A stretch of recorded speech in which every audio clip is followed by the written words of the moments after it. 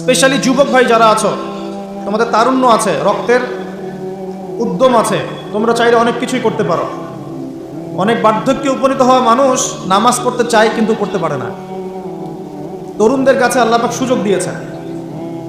আর ইসলামের বিরোধী শক্তি যারা আছে তারা খুব ভালো করেই জানে কিন্তু যে ইসলামের বিজয়ে সবচেয়ে বড় ভূমিকা রাখতে পারে তরুণ সমাজ, যুবক সমাজ, যুব সমাজ, তরুণ প্রজন্ম। এ কারণেই তো দেখবেন তরুণ প্রজন্মকে তাদের উদ্দেশ্য থেকে সরিয়ে দেওয়ার জন্যে তারা আপনার সামনে অনেকগুলো টোপ দিয়ে দিয়েছে। দেখাবো টোপ কয়েকটা। 1 নম্বর টোপ দিয়েছে মেয়ে নারী জাতি, মেয়েদেরকে বেপর্দা করে তোমার সামনে উপস্থাপন করে দিয়েছে, ফ্রি মিক্সিং। এখন তুমি আর ঈমান ধরে রাখতে পারছো না। এটা পরিকল্পিত ছিল, কারণ আল্লাহ পাক বলছেন যুজ্জিনা লিন-নাস হুব্বুশ শাহাওয়াতি মিনান নিসা।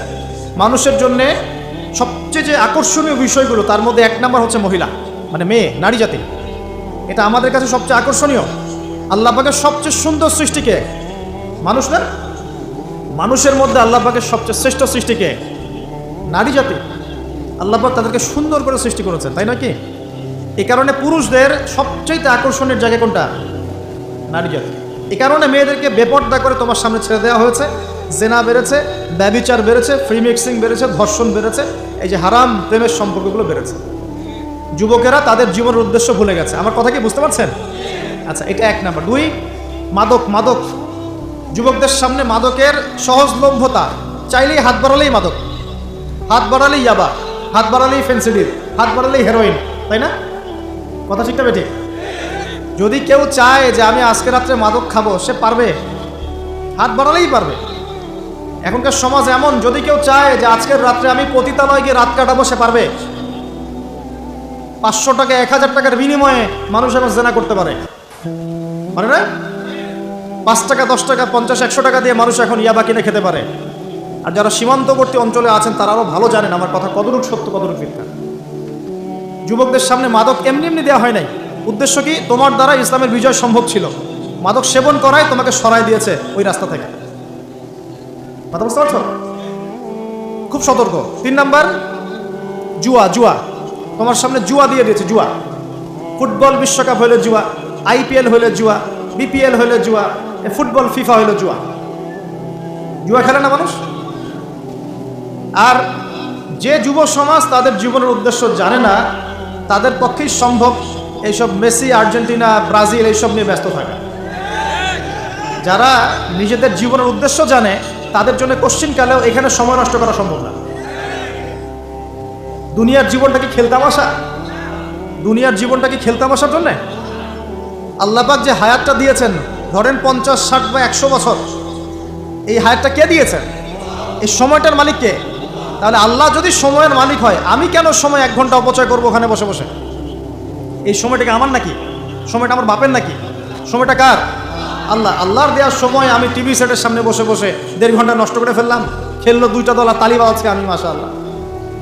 কালকে দেখলাম কক্সবাজার থেকে আসার সময় রাস্তা ব্লক, পুরা একটা দল জিতেছে, পুরো রাস্তা ব্লক, হাঁটা যাচ্ছে না, মিছিল, পাগলের মতো মানুষ মোটরসাইকেল নিয়ে ছুটছে, গাড়ি নিয়ে ছুটছে, সিগারেট খাচ্ছে, আরও যে কি খাচ্ছে, মেয়ে নিয়ে ঘুরছে, আর একটা পতাকা নিয়ে ঘুরছে। যে দেশের পতাকা নিয়ে ঘুরছে ওই দেশ জানেও না মনে হয় যে এই দেশে এই আমার সাপোর্টার আছে। হ্যাঁ, আর খেয়াল করে দেখবেন এই আয়োজনগুলো এখন করানো হচ্ছে মুসলিম দেশগুলোকে দিয়ে। মানে মুসলমানদের অবস্থা দেখলে এখন মনে হচ্ছে সুবহানাল্লাহ, যে হারাম একটা কাজকে জায়েজ করার যে কত তরিকা বের হয়েছে। এখন একটা মুসলিম কান্ট্রি জিতেছে, মানে ভাবখানা এমন যে এই জেতার ফলে আমরা ইসলামী খেলাফত কায়েম করে ফেলেছি। বিষয়টা কি জানেন? আমাদেরকে এই খেলাধুলার অহেতুক কাজে ব্যস্ত করে দিয়ে ওরা ওদের এজেন্ডা বাস্তবায়ন করছে। দেখবেন যখন যখন রমজান মাস আসে তখন দেখবেন মুসলিম কান্ট্রির উপর নির্যাতন বাড়ে। যখন বড় বড় ইভেন্ট হয়, ওয়ার্ল্ড কাপ, এইটা সেটা, দেখবেন ভিতরে মুসলিম কান্ট্রির উপর নির্যাতন বাড়তে থাকে। মানুষ একদিকে তাকায় থাকে, আরেকদিকে উদ্দেশ্য সাধন করতে থাকে। বুঝাচ্ছি বিষয়টা। আপনার 5টা বাচ্চা আছে মনে করেন, খুব জ্বালায়, কান্নাকাটি করে, হইচই করে। আর আপনি মোবাইল ফোনটা বের করে দিয়ে বলেছেন, বাবা বস, তোরা 5 জন মিলে একটা কার্টুন দেখ, আমি একটু কাজটা করি। দিয়ে দিলেন, ও কার্টুন দেখছে চুপচাপ, কেউ কোনো ডিস্টার্ব নেই। আর বুঝতে পারছেন? আর এই যে বাচ্চাগুলো কার্টুন দেখছে না, এগুলো হচ্ছে আমরা। এখন আর ওই যে কাজ করছে বাপ, এটা হচ্ছে ওরা, পশ্চিমারা। আমার কথা কি বুঝতে পারেন? আচ্ছা, আমি সহজ করার চেষ্টা করছি। প্রিয় যুবক ভাইরা, মেয়ে তো উন্মুক্ত করে দিয়েছেই, মাদক তো দিয়েছেই, জুয়া দিয়েছে, অহেতুক এসব খেলতামাশা দিয়েছে তোমার সামনে, তোমার সময় কেড়ে নেওয়ার জন্য, তোমার হায়াত কেড়ে নেওয়ার জন্য।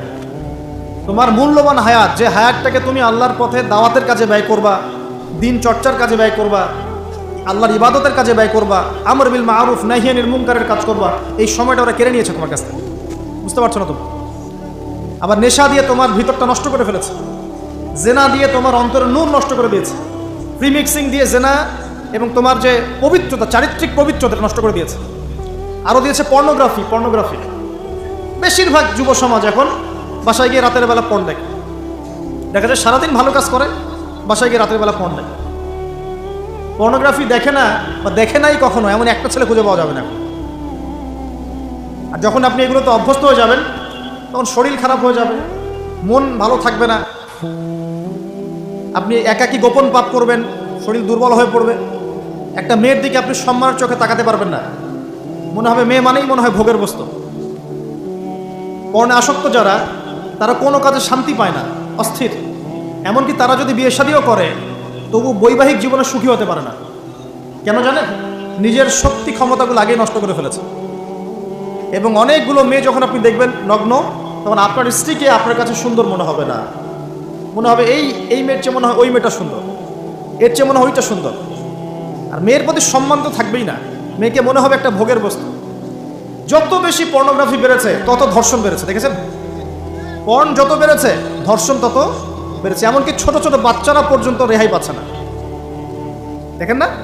ছোট ছোট বাচ্চা, 5 বছর 10 বছরের বাচ্চারা, মেয়ে বাচ্চাদের কথা বলছি, এদেরকেও ধর্ষণ করা হচ্ছে। যাদের ঘরে কন্যা সন্তান আছে, তারা খুবই এখন বিপর্যয়ের মধ্যে আছেন আপনারা, আমরা। কারণ সমাজটা তো নষ্ট হয়ে যাচ্ছে। আপনার মেয়েকে কতদিন ধরে রাখবেন? বাইরে তো পাঠাতেই হবে। বাইরে পাঠালে দেখবেন মেয়ের সম্মান নাই, পর্দা নাই, মেয়েকে জোর করে ধর্ষণ করা হচ্ছে। বাসে, ট্রেনে, অটোতে, অমুকে তমুকে, ট্রাকে মেয়েকে ধর্ষণ করা হচ্ছে। আর প্রত্যেক ধর্ষকের তো আর ইসলামিকভাবে বিচার হচ্ছে না, হচ্ছে? যদি একটা এলাকায় ধর্ষণ হতো আর ধর্ষককে জনসমক্ষে ডেকে ফাঁসি দেওয়া হতো না, তাহলে দেখতেন যে ওই এলাকায় ধর্ষণ বাড়তো না, কমে যেত। যদি একটা এলাকার চোরদেরকে জনসমক্ষে নিয়ে এসে হাত কেটে ফেলা হতো, তাহলে বুঝতেন চুরি কাকে বলে। ভয়ে চুরি করতে পারতো না মানুষ। আর ভাগ্য ভালো যে এই নিয়মগুলো এখন নাই। কেন ভাগ্য ভালো বললাম? ভাগ্য ভালো কেন বললাম? কারণ এই নিয়ম যদি এই মুহূর্তে চালু করা হয়, এই মুহূর্তে যে এখন এই সেকেন্ডের মধ্যে চালু করা হয়, তাহলে অনেক বড় বড় রাঘব বোয়াল যারা আছে ওদের হাত থাকবে না। কথা বুঝতে পারছেন না? কেউ চুরি করে সিসকা চোর বলি আমরা, কি বলেন আপনারা? ছিচকা চোর বলেন। কেউ আছে চুরি করে পুকুর চুরি করে। সিসকা চোরকে ধরতে পারলে রাস্তাঘাটে কি মাইটটা দেওয়া হয়, তাই না? মনে হয় যে নিজের শক্তি খাটানোর একটাই জায়গা চোর পিটানো। মসজিদে যদি একটা চোর ধরা পড়ে, কি মাইটটা মারে, খুঁটির সাথে বেঁধে একদম জুতা স্যান্ডেল দিয়ে। আর সামনে যে পুকুর চুরি করে বসে আছে, কিছুই করতে পারতেছে। কি কথা মিথ্যা পড়া বসে? যদি একটা মুসলিম রাষ্ট্রের মধ্যে দুর্নীতি না থাকতো না, মুসলিম রাষ্ট্র বিশ্বকে নেতৃত্ব দিত ইনশাআল্লাহ। যদি কোনো মুসলিম রাষ্ট্রের মধ্যে দুর্নীতিটা না থাকতো না, তাহলে দেখতেন ওই রাষ্ট্র অবশ্যই বিশ্বকে নেতৃত্ব দিত ইনশাআল্লাহ। এমন অনেক অমুসলিম রাষ্ট্র আছে যেগুলো অমুসলিম হওয়া সত্ত্বেও ওদের মধ্যে কোনো দুর্নীতি নাই, জানেন? আল্লাহ পাক আমাদের সবাইকে পরিপূর্ণ মুসলমান হওয়ার তৌফিক দান করুন। দেখেন, আল্লাহ পাক বলেছেন, উদখুলু ফিস সিলমি কাফা, তোমরা পরিপূর্ণরূপে ইসলামে প্রবেশ করো। এখন আমি যদি নামাজও পড়ি, আবার ঘুষও খাই, এদিকে রোজাও রাখি, আবার সুদও খাই, আবার এদিকে আমি হজমরাও করি, অন্যের সম্পদ আত্মসাৎ করি, মাপে কমও দেই, মজুদদারি করি ইত্যাদি, আমি কি পরিপূর্ণ মুসলিম? আমি কি উদখুলু ফিস সিলমি কাফার উপর আমল করতে পেরেছি? আর আল্লাহ পাক এখানে বলছেন, ওয়ালা তামুতুন্না ইল্লা ওয়া আনতুম মুসলিমুন, পরিপূর্ণ মুসলমান না হয়ে তোমরা মৃত্যুবরণই করিও না। করলেই সমস্যা। পরিপূর্ণ মুসলমান না হয়ে মারা গেলেই সমস্যা। কি সমস্যা? ওই যে আল্লাহ পাক বলবেন, মান রব্বুক, বলবে লা আদরি, আমি তো জানি না। কারণ পরিপূর্ণ মুসলমান হয়নি তো, আল্লাহর সাথে শিরিক করেছে। আল্লাহ পাক বলবেন, মা দীনুক, বলবে লা আদরি, আমি জানি না। মা দীনুক উত্তর কেমন করে দিতে পারবে? ইসলামের কিছু অংশ মানে, কিছু অংশ মানে না। ইসলামের কিছু অংশ মানে, নামাজ, রোজা, হজ, যাকাত, তাসবিহ, তাহলিল সবই মানে, কিন্তু সুদ ছাড়তে হবে, ঘুষ ছাড়তে হবে, জেনা করা যাবে না, মদ খাওয়া যাবে না, দুর্নীতি করা যাবে না, মানে না। তাহলে মা দিনুক কি উত্তর দিবে? মান নবিয়ুক, কে নবী?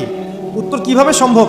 নবীর সুন্নতি তো নাই গায়ের উপরে, চেহারায় নাই, কাপড়ে নাই, চলাফেরায় নাই, ওঠা বসায় নাই, ইবাদতে থাকলেও অর্থনীতির মধ্যে নাই, অর্থনীতির মধ্যে থাকলেও সংস্কৃতির মধ্যে নাই, সংস্কৃতিতে থাকলেও সমাজে নাই। নবীর সুন্নত কি খালি ঘরে তসবিহ টেপার মধ্যেই? মানে আমরা খালি সুবহানাল্লাহ সুবহানাল্লাহ পড়বো এটাই সুন্নত? দাড়ি ছেড়ে দিব এটাই খালি সুন্নত? টাকটার উপরে কাপড় পরবো এটাই কি খালি সুন্নত? সমাজের মধ্যে সুন্নত নাই, অর্থনীতির মধ্যে সুন্নত নাই, ব্যবসা বাণিজ্যের সুন্নত নাই, চাকরি বাকরিতে সুন্নত নাই, পরিবারের সুন্নত নাই, সংস্কৃতির মধ্যে সুন্নত নাই, আর রাষ্ট্রের কথা বললাম না, ওটা বাদ দেন, ওটা এই যুগে সম্ভব না। ইল্লা মাশাআল্লাহ, যদি আল্লাহ পাক না চান। ওইদিকে আমি কথাই বলতে চাচ্ছি না, আমি সমাজ পর্যন্তই আছি, এর উপর যাচ্ছি না।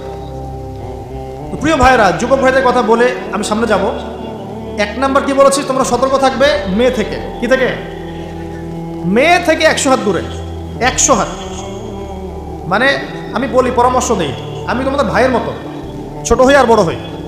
আর আমাকে এইসব আল্লামা শায়েখ এইসব বলার দরকার নাই, আমি একদম তালেবে ইলম। এখানে বড় বড় অনেক আলেম ওলামায়ে কেরাম আছেন, আমি খুব বিব্রত বোধ করছি কথা বলতে। আমি জানি যে হকপন্থী ওলামায়ে কেরাম যারা, তারা আমাদের মতো অনলাইনেও আসেন না, এই ফেসবুক ইউটিউবে ভিডিও পাবেন না, এমনও আলেম বাংলাদেশে আছেন জানেন, যারা বহু আলেম তৈরি করছেন, মাদ্রাসায় খেদমত করছেন। তো তাদের সামনে আমাদেরকে যখন এইভাবে টাইটেল দেন, লজ্জা লাগে, বিব্রত বোধ করি। শেখার কোনো শেষ নাই। আমি একসময় মনে করতাম যে, আমি যখন ইন্টারমিডিয়েটের পর থেকে চর্চা করা শুরু করছি, অনার্স মাস্টার্স পর্যন্ত, মনে করছি যে হ্যাঁ, মনে হয় ইসলাম সম্পর্কে ভালোই জানছি। তারপর যখন কওমি আলেমদের কাছে পড়তে শুরু করলাম, বলি এগুলো ভিতরের কথা, খোলামেলা বলি, গল্প করছি আপনাদের সাথে, রাগ করছে নাকি?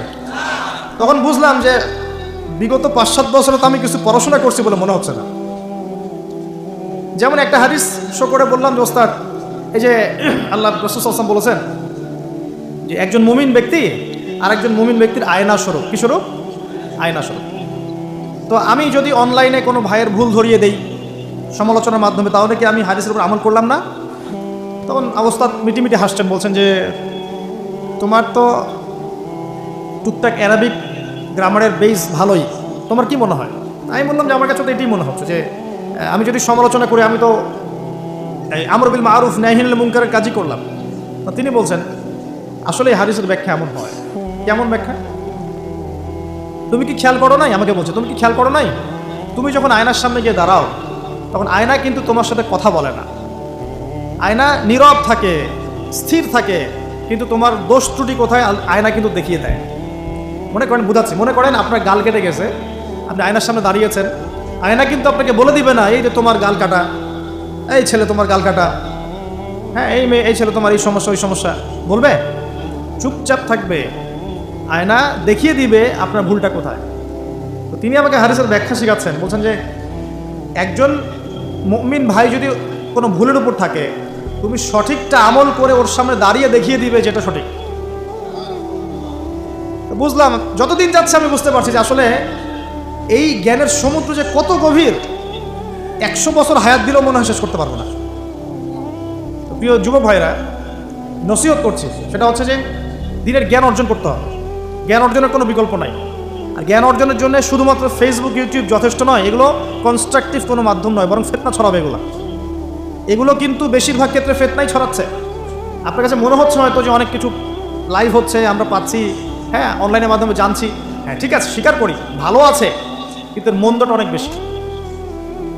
এর মধ্য দিয়ে আলেমে বিভক্তি হয়ে গেছে, এর মধ্য দিয়ে একে অপরের সাথে আমাদের সম্পর্ক নষ্ট হয়ে যাচ্ছে, গীবত, তহমত, সমালোচনা, কাদা ছোড়াছুড়ি সংস্কৃতি বাড়ছে, ঐক্য বিনষ্ট হচ্ছে, অনেক সমস্যা হচ্ছে।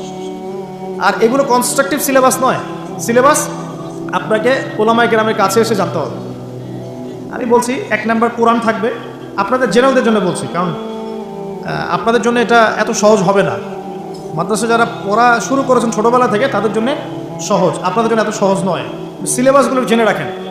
কোরআন পড়তে হবে আগে, পবিত্র কোরআনের বিশুদ্ধ তেলাওয়াত শিখতেই হবে, এবং প্রত্যেক দিন চেষ্টা করবেন 1 পৃষ্ঠা 2 পৃষ্ঠা, আধা পারা 1 পারা করে তেলাওয়াত করার জন্য। তেলাওয়াতের কোনো বিকল্প নাই, প্রত্যেক হরফে 10 নেকি পাবেন ইনশাআল্লাহ। এরপরে এর ভাষা আছে, কোরআনিক গ্রামার আছে, নাহু সরফ। আর এই বইগুলো আপনি একা পড়তে পারবেন না, এই বইগুলো পড়তে হলে উস্তাদ লাগবেই লাগবেই। এক একটা বই 2 বছর করে পড়তে হইতে পারে, পড়তে হবে। যদি আপনি কোরআন জানতে চান, বুঝতে চান, পড়তে হবেই।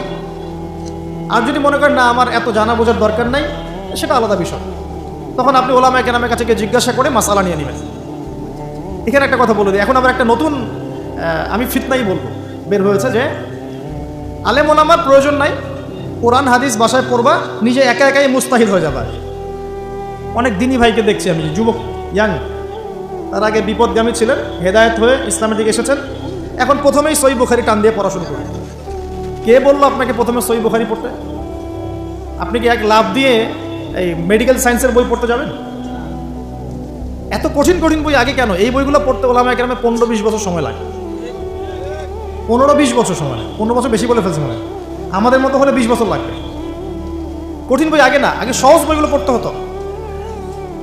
তো ভাবখানা তখন দেখা যায় এমন, কয়েকটা হাদিসের কিতাব পড়ে, কোরআনের কিছু অনুবাদ করে, আলেম ওলামার আর দরকার নাই, কোনো মাযহাবেরও দরকার নাই, আমি নিজে একাই মুস্তাহিদ। এটা একটা ফিতনা চলছে। তো আমি বুঝাচ্ছি আপনাকে, একটা মাসআলা ধরেন আপনার সামনে আসলো, মনে করেন ওই যে আমি পেপার মানি নিয়ে কথা বলেছিলাম না, কাগজের টাকা, এরপর আসছে ক্রিপ্টোকারেন্সি। কি আসছে? নাম শুনেন নাই? ইলেকট্রনিক মানি তো চলে আসছে, যে ইলেকট্রনিক মানি দিয়ে আপনারা লেনদেন করছেন না, এরপরে আসবে ক্রিপ্টোকারেন্সি। ক্রিপ্টোকারেন্সি মানে বিটকয়েন। এগুলো ভবিষ্যৎবাণী না, কিন্তু কিছু মানুষ মনে করে এগুলো ভবিষ্যৎবাণী। এগুলো ভবিষ্যৎবাণী না, এগুলো বর্তমান। অলরেডি পৃথিবীর কিছু কিছু দেশে চলে আসছে, হয়তো বা এদেশেও অচিরে আসবে। তো মনে করেন এখন আপনি একজন সাধারণ মানুষ, ক্রিপ্টোকারেন্সি কী জিনিস আপনি বোঝেন না। এখন আপনি একজন আলেমের কাছে আসলেন, এসে বললেন যে হুজুর, ক্রিপ্টোকারেন্সি কী জিনিস আমি বুঝি না, এটা হালাল না হারাম, জায়েজ না জায়েজ, কতটুকু রাখা যাবে রাখা যাবে না, মাসালা দেন। এখন আমি যদি আপনাকে বলি, এই যে ভাই নেন কোরআন, এই যে তাফসীর ইবনে কাসির নেন, জালালাইন নেন, মারিফুল কোরআন নেন, এই যে বুখারী, মুসলিম, তিরমিজি, আবু দাউদ, নাসাই, সবগুলো নেন, বাসায় গিয়ে পড়াশোনা করে মাসালা বের করেন। পারবেন? সম্ভব? সম্ভব কি? কে পারবে? যিনি মুস্তাহিদ। আর একটা সমাজের মধ্যে মুস্তাহিদ মানুষের সংখ্যা কতজন থাকে? অল্প কিছু। বেশিরভাগ মানুষই তো অন্ধ অনুকরণ তাকলিদ করতে হবে তাকে। তখন এই যে আপনি আমার কাছ থেকে মাসআলাটা জানলেন, এই মাসআলা জেনে নেওয়াটা কি আপনার জন্য উচিত না অনুচিত? আপনার এই মাসআলা জেনে নেওয়াটা কি উচিত না অনুচিত? এই মাসআলা আমার কাছে বা আলেমের কাছে না জানলে কিভাবে শিখবেন আপনি? শেখার জন্য আপনাকে আসতে হবে না? এটাই মাযহাব, এটাই মাযহাব। এখানে বিভ্রান্তির কোনো সুযোগ নাই যে আমি এগুলো মানি না, আমি খালি বইপত্র একা একা পড়বো, আলেম হয়ে যাবে, সম্ভব না। যখন আমরা কলেজে পড়তাম অনেক সময় মনে হতো যে হয়তো বা সম্ভব, যখন পড়া শুরু করেছি তখন দেখছি যে না, এই সমুদ্রে ডুব দেওয়া কেবল শুরু, এর তলানি খুঁজে বের করতে 100 বছর লাগবে মনে হয়, আল্লাহ ভালো জানে। তো প্রিয় ভাইয়েরা, যুবক ভাইদেরকে বলছি স্পেশালি, আজকের লেকচারটা স্পেশালি তোমাদের জন্যই, যে এই ফাঁদগুলো থেকে বেঁচে থাকবে এবং এলেম অর্জন করবে। এলেম অর্জনের কোনো বিকল্প নয়, এবং এলেম অর্জনের জন্য সিলেবাস লাগবে। আর অনেক বইপত্র একা একা পড়তে পারবে না, আলেম ওলামাদের সংস্পর্শ লাগবেই, অন্যথায় পারবে না। এর পাশাপাশি আপনি সিরাতের বই পড়বেন, ইতিহাস পড়বেন, ইসলামিক অর্থনীতি পড়বেন, হ্যাঁ, ভূরাজনৈতিক প্রেক্ষাপটের বইগুলো পড়বেন, এগুলো ঠিক আছে। এবং জেনারেল লাইনে যেখানে পড়াশোনা করছেন, এই পড়াশোনাও কন্টিনিউ করবেন, এবং আপনার প্রতিভা দিয়ে আপনার জায়গা থেকেই ইসলামের খেদমত করবেন ইনশাআল্লাহ তাআলা। পারা যাবে না? আল্লাহ তৌফিক দান করুন।